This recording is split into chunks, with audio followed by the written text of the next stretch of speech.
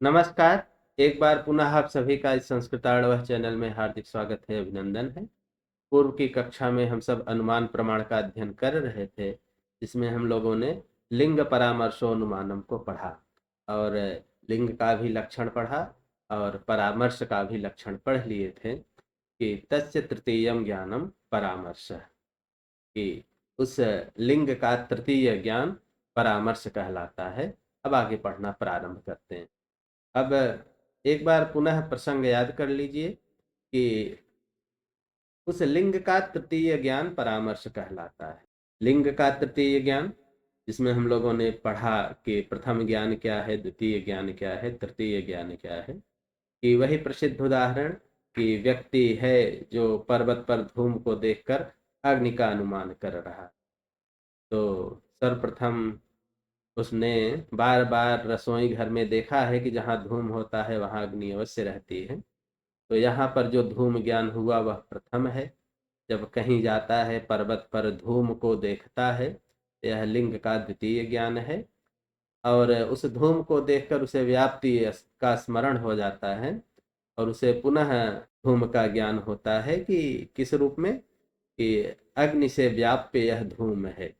इस रूप में फिर से लिंग का ज्ञान होता है। यही तृतीय ज्ञान है, यही लिंग परामर्श है, यही अनुमान प्रमाण है।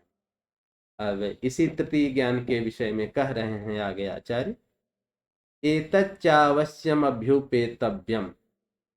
एतत् च अवश्यम अभ्युपेतव्यम, यह तृतीय ज्ञान अवश्यम, अवश्य ही, अभ्युपेतव्यम, स्वीकार्यम, यह अवश्य ही स्वीकार्य है, इसको स्वीकार करना पड़ता है। एक प्रश्न ये तो उठ सकता है ना कि इस लिंग का तृतीय ज्ञान तक जाने की क्या आवश्यकता है, पहला दूसरा ही ज्ञान मान लिया जाए, तीसरा ज्ञान को स्वीकार करने की जरूरत क्या है।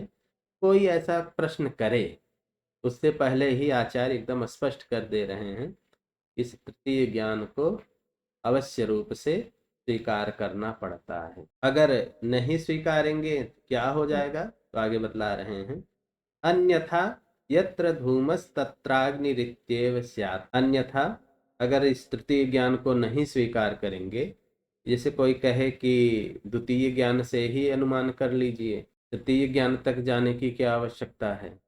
अन्यथा अगर तृतीय ज्ञान को नहीं स्वीकार करेंगे तब यत्र धूमः, जहाँ धूम होता है, तत्र अग्नि, वहाँ अग्नि होती है, इति एव स्यात्, यही तक होगा। तब जो यह हमें ज्ञान होता है कि पर्वत पर अग्नि है, यह ज्ञान नहीं हो पाएगा। कि अगर तृतीय ज्ञान को नहीं स्वीकार करेंगे तब इतना ही सामान्य ज्ञान हो सकेगा कि जहाँ धूम होता है वहाँ अग्नि होती है। अब इसको समझिए। मान लीजिए कि हम तृतीय ज्ञान को नहीं मानेंगे, कि तृतीय ज्ञान की कोई आवश्यकता नहीं, तो होगा क्या कि नहीं स्वीकार करेंगे तो हमें व्याप्ति का ग्रहण हो ही चुका है। धूम को देख करके व्याप्ति का स्मरण भी हो आया। पर्वत पर धूम को देखा, व्याप्ति का स्मरण कर लिया कि जहाँ धूम होता है वहां अग्नि होती है। तो बस इतना ही ज्ञान होगा, मतलब एक सामान्य ज्ञान होगा, कॉमन सी बात, कि जहाँ धूम होता है वहां अग्नि होती है।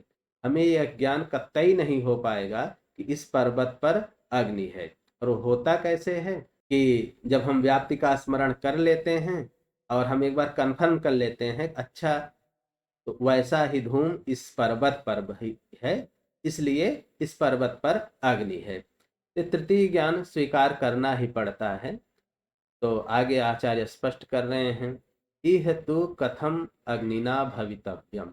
अब देखिए वही पर्वत वाला ही उदाहरण लीजिए। इह, यहाँ पर अर्थात इस पर्वत पर, कथम अग्निना भवितव्यम, अग्निना कथम भवितव्यम, अग्नि कैसे हो सकती है, यहाँ अग्नि का होना कैसे संभव है, कैसे यहाँ पर अग्नि, वाक्य जो है भाववाच्य में है।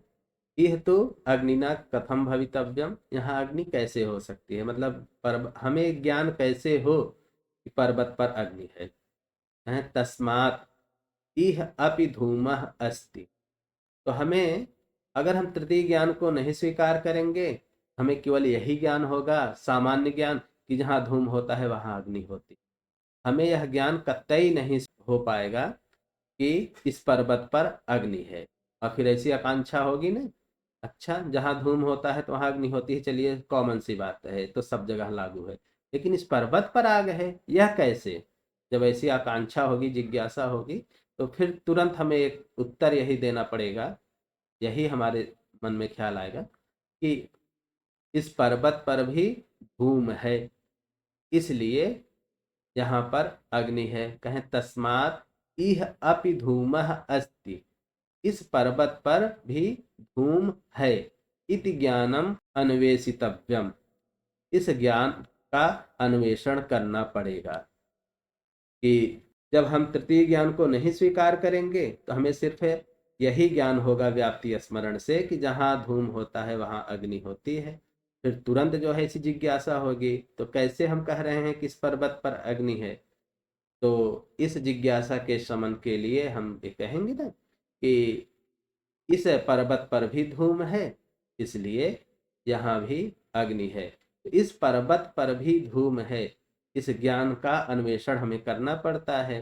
तो तृतीय ज्ञान तो यही है, अयम एव लिंग परामर्श, यही लिंग परामर्श है। तो हम न चाहते हुए भी तृतीय ज्ञान को हमें स्वीकार करना पड़ेगा। क्यों करना पड़ेगा? क्योंकि अगर नहीं स्वीकार करेंगे तो केवल हमें यही इतना ज्ञान हो पाएगा कि जहाँ धूम होता है वहाँ अग्नि होती है।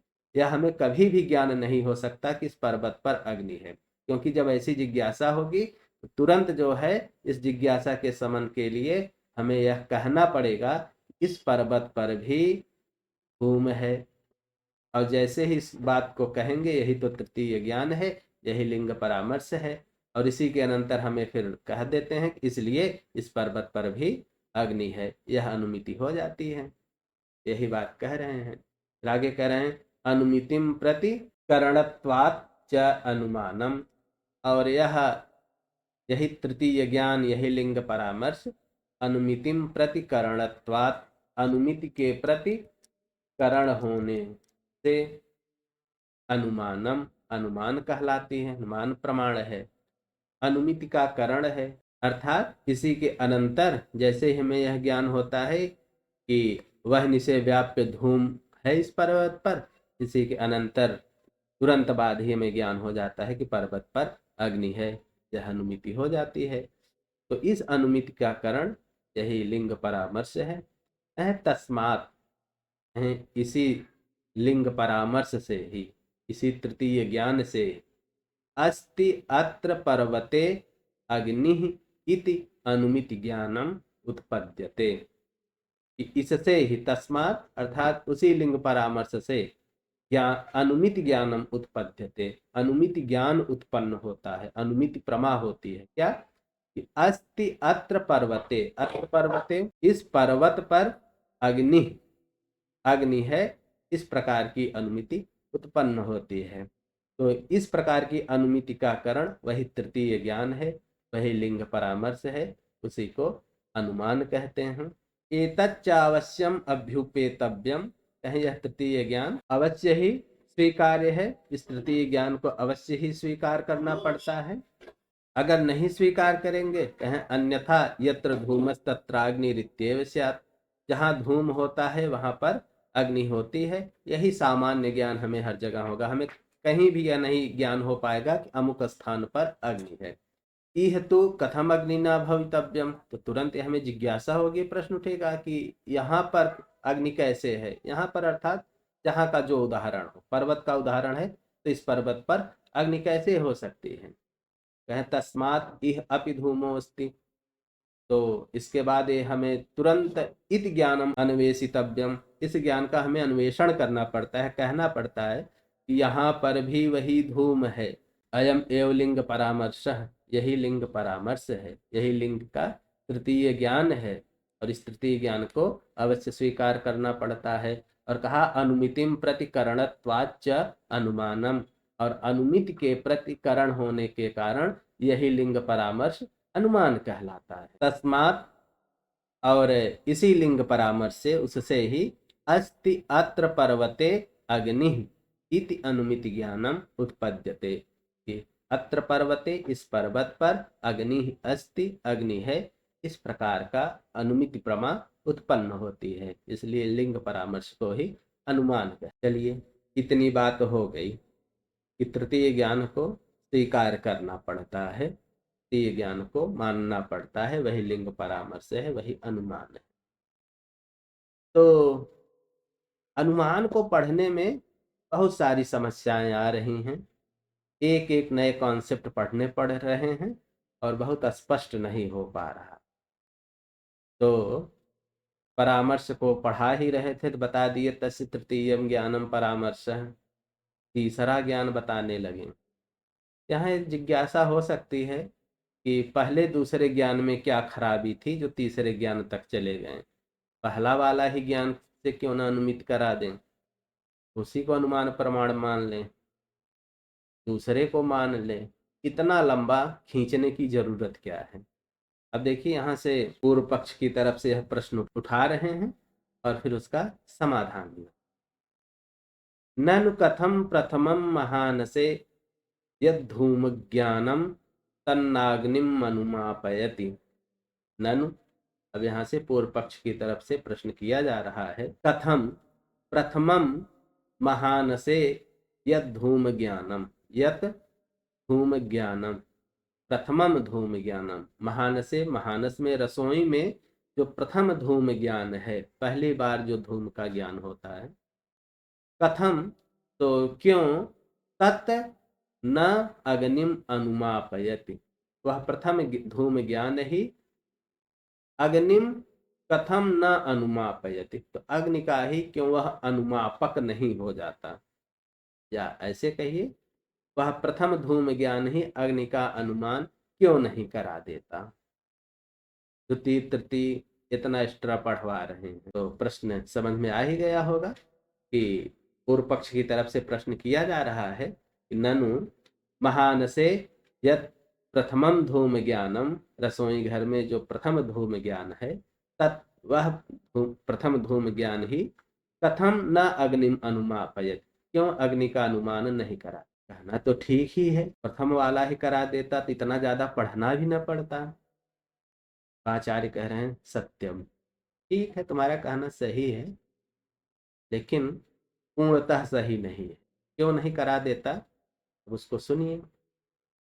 व्याप्तेरग्रहीतत्वात्, व्याप्तेः अग्रहीतत्वात्, क्योंकि तब तक व्याप्ते, व्याप्ति के अगृहीत होने से, अग्रहण होने से, अर्थात तब तक व्याप्ति का ग्रहण नहीं हुआ रहता, व्याप्ति का ज्ञान नहीं हुआ रहता, इसलिए वह प्रथम धूम ज्ञान अग्नि का अनुमान नहीं कर। गृहीतायामेव व्याप्तावनुमित्युदयात्, गृहीतायाम एव व्याप्तौ, व्याप्तौ गृहीतायाम एव, व्याप्ति के गृहीत होने पर ही, व्याप्ति का ग्रहण हो जाने पर ही, अनुमिति उदयात, अनुमिति का उदय होने से।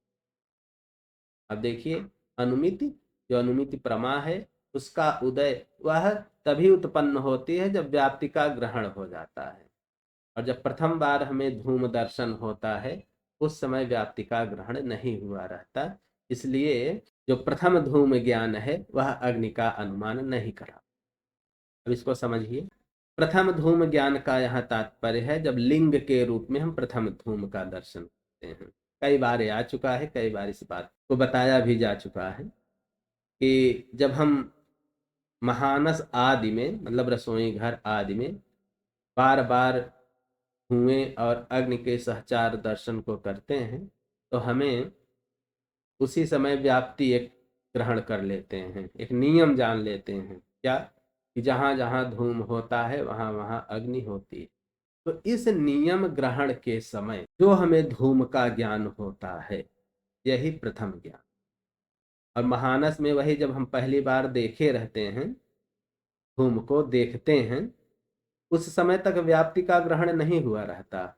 व्याप्ति ग्रहण में ही जो हम धूम को देखते हैं वही प्रथम ज्ञान है। ध्यान दीजिएगा, अभी व्याप्ति का ग्रहण कर रहे हैं, अभी व्याप्ति का ग्रहण नहीं हुआ है।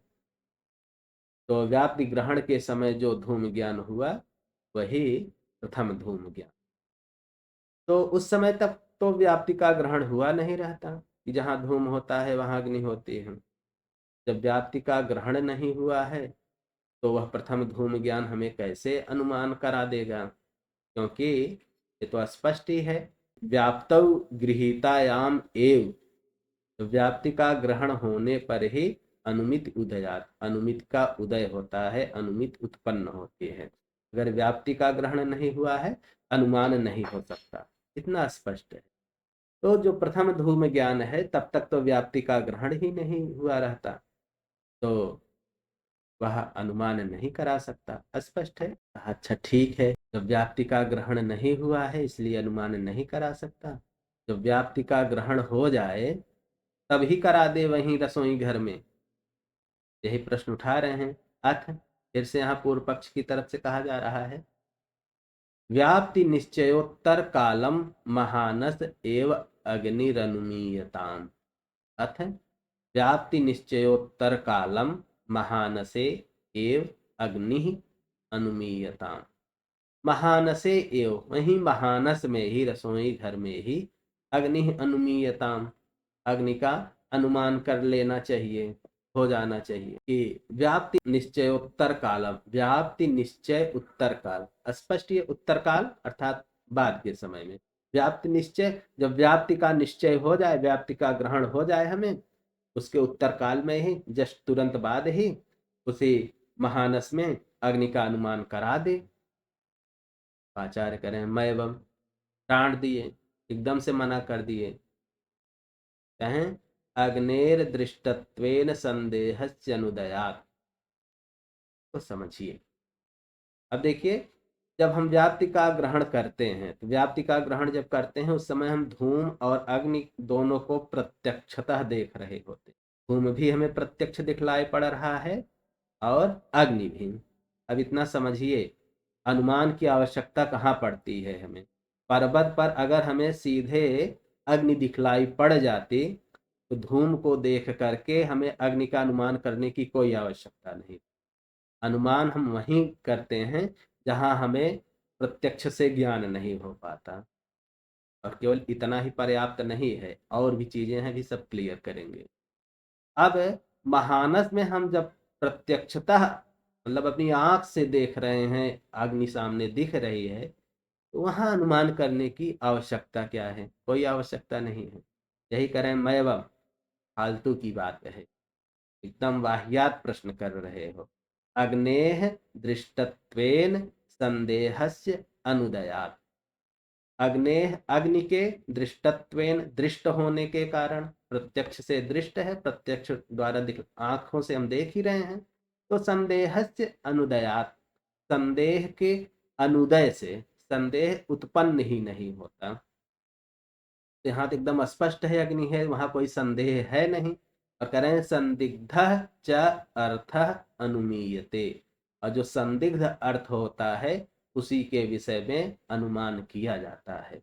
महानस में अग्नि प्रत्यक्ष सिद्ध है, प्रत्यक्षता हमको दिखलाई पड़ रही है, वहां कोई डाउट नहीं है, तो वहां अनुमान करने की कोई आवश्यकता ही नहीं है। और कह रहे हैं ये कोई हम अपनी तरफ से बात नहीं कर रहे हैं, यथोक्तम भाष्यकृता, भाष्यकृता, भाष्यकृत, उसी का तृतीय एक वचन है, भाष्यकृता, भाष्यकार के द्वारा, यथा उक्तम, जैसा कि कहा गया है।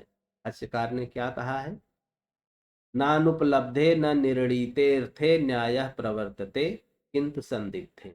भाष्यकार ने कहा है, आचार्य वात्स्यायन ने, न अनुपलब्धे न निर्णीते अर्थे न्यायः प्रवर्तते किंतु संदिग्धे।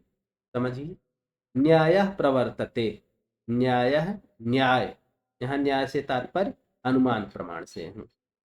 और किसी दिन चर्चा करेंगे कि न्याय का अर्थ अनुमान प्रमाण कैसे होता है, प्रमाणैरर्थ परीक्षणम न्याय पर भी चर्चा की जाएगी, वहां सब स्पष्ट हो जाएगा।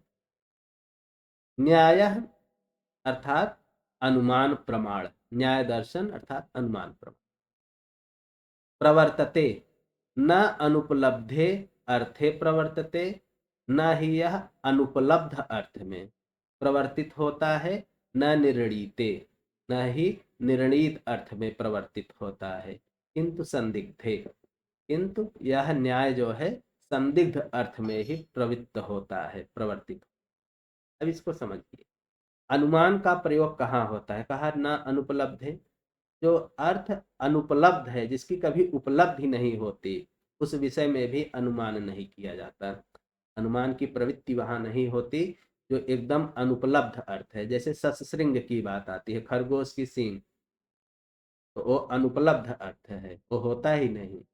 तो ऐसे विषयों में भी अनुमान की प्रवृत्ति नहीं होती है, न्याय की प्रवृत्ति नहीं होती। और न निर्णीते अर्थ है, और जो एकदम निर्णीत अर्थ है, एकदम क्लियर, एकदम स्पष्ट है, प्रत्यक्ष दिखलाई हमें पड़ रहा है, चाहे जिस प्रमाण से वह एकदम क्लियर है, स्पष्ट है, तो वहां भी न्याय न प्रवर्तते। न्याय अर्थात अनुमान की प्रवृत्ति नहीं होती। अनुमान की प्रवृत्ति होती कहाँ है? कहा किंतु संदिग्धे अर्थ है। जो संदिग्ध अर्थ है, संदिग्ध अर्थात जिसके विषय में संदेह है, कि उसके विषय में हम कुछ कुछ जान रहे हैं, कुछ कुछ नहीं जान रहे हैं, ऐसे ही संदिग्ध विषयों में न्याय प्रवर्तते, अनुमान शास्त्र, अनुमान प्रमाण प्रवर्तित होता है। एकदम स्पष्ट है कि महानस में तो अग्नि जो है वह निर्णीत अर्थ है, अग्नि का हमें प्रत्यक्षतः ज्ञान हो रहा है, तो वहाँ संदेह की कोई गुंजाइश नहीं है, इसलिए वहां पर अग्नि का अनुमान नहीं किया जाता। इतना तो क्लियर हो गया कि जो प्रथम धूम ज्ञान है वह अनुमिति नहीं करा सकता, प्रथम धूम ज्ञान से अनुमान नहीं हो सकता। कारण एक तो कि तब तक व्याप्ति का ही ग्रहण नहीं हुआ रहता। अच्छा, व्याप्ति के ग्रहण के बाद वाला ही ज्ञान जो है धूम ज्ञान, वह क्यों नहीं अनुमान करा देता? कहा वहां कोई संदेह की गुंजाइश ही नहीं है, इसलिए प्रथम धूम ज्ञान से अनुमान नहीं हो सकता। अब आगे इतना स्पष्ट है। अब देखिए, अब दूसरे वाले धूम ज्ञान पे आते हैं हम। अथ, यहाँ से फिर से पूर्व पक्ष की तरफ से प्रश्न किया जा रहा है। पर्वतगत मात्रस्य पुंसो यद धूम ज्ञानम तत्कथम अग्निम नानुमापयति। अथ पर्वतगत मात्रस्य पुंसः, पुंसः पुरुष का, व्यक्ति का, यद धूम ज्ञानम जो धूम ज्ञान है, अर्थात जो दूसरा लिंग दर्शन है। कहा कहा पर्वतगत मात्रस्य, जो पर्वतगत मात्र है, जो पर्वत पर अभी गया ही है, ऐसे उस पुरुष का यद धूम ज्ञानम, जो द्वितीय धूम दर्शन है, द्वितीय ज्ञान है, तत्कथम न अग्निम अनुमापयत, तो वह कथम क्यों नहीं अग्निम अनुमापयत, अग्नि का अनुमान करा देता है। अब देखिए, आचार्य ने पहले वाले में ये पड़ला झाड़ लिया कि व्याप्ति का ग्रहण नहीं हुआ था, और जब व्याप्ति का ग्रहण हो गया तो फिर कहा कि वहां संदेह की गुंजाइश नहीं है, संदेह है ही नहीं, वहां तो एकदम क्लियर है कि अग्नि है, संदेह नहीं है, इसलिए धूम जो है अग्नि का अनुमान नहीं कराएगा, मतलब अनुमान प्रमाण की वहां प्रवृत्ति ही नहीं होगी। अब ये जान गया है। कहा अच्छा, अब देखिए, अस्ति चात्र अग्नि संदेह है। कहा देखिए, अब जब वो पर्वत पर गया, उसको धूम दिखलाई पड़ा, अग्नि तो नहीं दिख रही है, अब उसको यहाँ एकदम डाउट है कि अग्नि हो या ना हो, जो भी। कहा अस्ति च अत्रि अग्नि संदेह, और यहाँ पर अग्नि के विषय में संदेह भी है, तो आपका अनुमान यहाँ प्रवर्तित हो जाना चाहिए। साधक बाधक प्रमाणाभावेन संशयस्य न्याय प्राप्तत्वात्। कहा यहाँ साधक बाधक प्रमाण के अभावेन, अभाव से, यहाँ प्रमाणाभाव है, साधक और बाधक प्रमाणों के अभाव से संशयस्य न्याय प्राप्तत्वात्, संशय का न्याय प्राप्त होने से, न्याय संगत है संशय का प्राप्त होना। अब इसको समझिए, यहाँ पर्वत पर अग्नि का न तो कोई साधक प्रमाण है, न कोई बाधक प्रमाण है, दोनों का अभाव है। साधक प्रमाण मतलब कोई ऐसा प्रमाण जो एकदम क्लियर कर दे हाँ यहाँ पर अग्नि है, जैसे प्रत्यक्ष में दिखलाई पड़ जाए अग्नि है, प्रत्यक्ष से भी नहीं दिख रही है, तो साधक प्रमाण का भी अभाव है। और ना ही बाधक प्रमाण का भी अभाव है, कोई ऐसा प्रमाण जो एकदम क्लियर कर दे कि नहीं अग्नि है ही नहीं, क्योंकि अभी इन्होंने कहा था ना, न्याय की प्रवृत्ति वही होती है कहाँ, जहाँ वह न तो निर्णीत अर्थ हो और ना ही अनुपलब्ध अर्थ हो, अर्थात ना ही वो ज्ञात हो ना ही सर्वथा अज्ञात हो, अपितु जहाँ संदेह होता है कि यहाँ चीज हो सकती है नहीं भी हो सकती, वहीं पर अनुमान प्रमाण की प्रवृत्ति होती है। अब यहाँ जब पर्वत पर वह व्यक्ति गया, इस समय साधक बाधक अर्थात उस वस्तु की सत्ता को, अग्नि की सत्ता को सिद्ध करने वाला ना ही कोई प्रमाण है और ना ही उसका कोई बाधक प्रमाण है, अग्नि का अभाव को सिद्ध करने वाला कोई प्रमाण है। तो दोनों चीजें नहीं है, तो एकदम 100% यहाँ संदेह की स्थिति है। असंशयस्य न्याय प्राप्तत्वात्, संशय जो है यह न्याय संगत है। बात तो एकदम सही कर रहा है पूर्व पक्ष। आचार्य कह रहे हैं सत्यम, हमारा कहना ठीक है। हाँ, जब वह व्यक्ति पर्वत पर गया और धूम को देखा तो वहाँ डाउट, संशय एकदम स्पष्ट है। यहाँ क्यों नहीं करा देता? जवाब से अगृहीत व्याप्तेरिव गृहीत विस्मृत व्याप्तेरपि पुंसोनुमानानुदयेन व्याप्ति स्मृतेरप्यनुमिति हेतुत्वात्। अगृहीत व्याप्तेः इव गृहीत स्मृत व्याप्तेः अपि पुंसः अनुमानानुदयेन व्याप्ति स्मृतेः अपि अनुमिति हेतुत्वात्।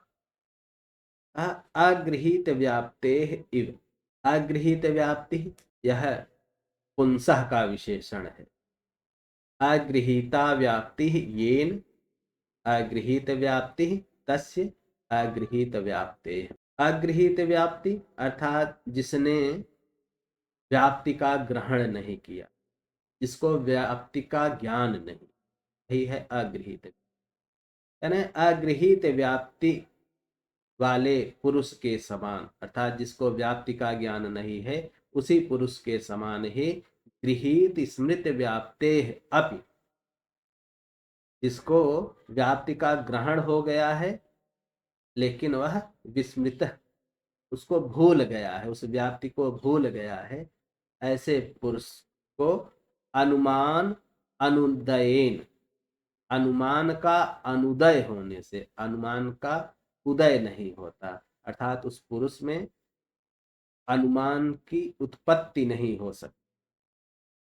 जैसे कोई पुरुष है जिसने व्याप्ति का ग्रहण किया ही नहीं है, वह भी अनुमान नहीं कर सकता, और वह व्यक्ति जिसने व्याप्ति का ग्रहण किया लेकिन उस व्याप्ति को भूल गया, वह भी अनुमान नहीं कर सकता। इसी बात को कह रहे हैं कि अगृहीत व्याप्ते इव, व्याप्ति का ग्रहण न करने वाले पुरुष के समान ही गृहीत विस्मृत व्याप्ते अपि पुंसः, व्याप्ति का ग्रहण कर विस्मृत हुई व्याप्ति वाले पुरुष में अनुमान अनुदयन, अनुमान की उत्पन्न नहीं होता। और आगे कह रहे हैं व्याप्ति स्मृते अपि अनुमिति हेतुत्वात्, व्याप्ति का स्मरण, स्मृति स्मरण, व्याप्ति का स्मरण भी अनुमिति हेतुत्वात्, अनुमिति का हेतु होने के कारण। कहने का तात्पर्य है कि केवल व्याप्ति के ग्रहण से ही काम नहीं चलता, व्याप्ति का ग्रहण हो, व्याप्ति का हमें ज्ञान होना चाहिए, और उसकी जब आवश्यकता है तो व्याप्ति का हमें स्मरण भी होना चाहिए। जब तक स्मरण नहीं होगा तब तक अनुमिति नहीं हो सकती। तो व्याप्ति का स्मरण भी अनुमिति का एक कारण है, अनुमान की प्रक्रिया में इसकी भी भूमिका है। जो व्यक्ति व्याप्ति का ग्रहण नहीं किया है तो स्मरण की तो कोई बात ही नहीं, उसको भी अनुमान नहीं हो सकता। जिसने व्याप्ति का ज्ञान कर लिया लेकिन जब जरूरत थी उसको व्याप्ति भूल गया है, उसको याद ही नहीं आया, उसको भी अनुमान नहीं हो सकता। तो जब व्यक्ति को द्वितीय भूम ज्ञान होता है उस समय उसको व्याप्ति का स्मरण नहीं हुआ है अभी तक। जब व्याप्ति का स्मरण हो जाएगा तभी अनुमान हो सकता है। भूम दर्शनात् चोद्बुद्ध संस्कारो व्याप्तिम स्मरति, भूम दर्शनात् च उद्बुद्ध संस्कारः व्याप्तिम स्मरति। वह पुरुष, वह व्यक्ति भूम दर्शनात्, भूम दर्शन से जब धूमे को देखता है, उद्बुद्ध संस्कार, उसका संस्कार उद्बुद्ध हो जाता है, जग जाता है, और फिर तब वह व्याप्तिम स्मरति, व्याप्ति का स्मरण करता है। क्या व्याप्ति का स्मरण किया? यो यो धूमवान सहसोऽग्निमान्, जो जो धूमवान होता है, जो जो धुएं से युक्त होता है, सहसा वह अग्निमान होता है, अग्नि से युक्त होता है। यथा महानस, जैसे रसोई घर, रसोई घर में धुआं रहता है तो वहां आग भी रहती है। इस व्याप्ति का वह स्मरण करता है। और तेन धूम दर्शने जाते व्याप्ति स्मृतौ भूतायाम यद धूम ज्ञानम तत्तृतीयम धूमवान चायम इति। तेन तो इसलिए धूम दर्शने जाते, जब उसको धूम का दर्शन होता है, धूम का दर्शन मतलब पर्वत पर जब वह धूम को देखता है, जो द्वितीय दर्शन है, द्वितीय ज्ञान, उस ज्ञान के होने पर व्याप्तौ स्मृतौ भूतायाम, व्याप्ति की स्मृति होने पर व्याप्ति का स्मरण हो जाता है। और उस स्मरण के बाद यद धूम ज्ञानम, जो धूम का ज्ञान होता है, तत्तृतीयम, वही तृतीय धूम। और किस रूप में ज्ञान होता है? धूमवान च अयम, अयम अयम पर्वतः धूमवान, यह पर्वत धुएं से युक्त है। इस रूप में जो यह ज्ञान होता है, यही तृतीय ज्ञान है, यही लिंग परामर्श है। आगे करें, तदेवाग्निम अनुमापयति, ततएव अग्निम अनुमापयति, ततएव, और वही ज्ञान, वही तृतीय ज्ञान ही अग्निम अनुमापयति, अग्नि का अनुमान कराती है, न अन्य, दूसरा नहीं। यही तृतीय ज्ञान ही अग्नि का अनुमान कराती है, कोई दूसरा नहीं। तो इतना स्पष्ट है कि तस्य तृतीयम ज्ञानम परामर्श, लिंग का तृतीय ज्ञान परामर्श कहलाता है, और वही अनुमान है। तदेवानुमानम, तत्एव अनुमानम, और वही अनुमान प्रमाण है। करें, स एव लिंग परामर्श, और वही तृतीय ज्ञान ही लिंग परामर्श है। स्पष्ट है, कहा कि तेन व्यवस्थितम एतत् लिंग परामर्शोनुमानम इति। तो तेन तो व्यवस्थितम एतत्, यह एकदम व्यवस्थित हुआ, यह एकदम ठोक बजा करके देख लिए कि यह जो लिंग परामर्शोनुमानम, यह लक्षण है, यह एकदम व्यवस्थित है, इसमें किसी प्रकार का दोष नहीं।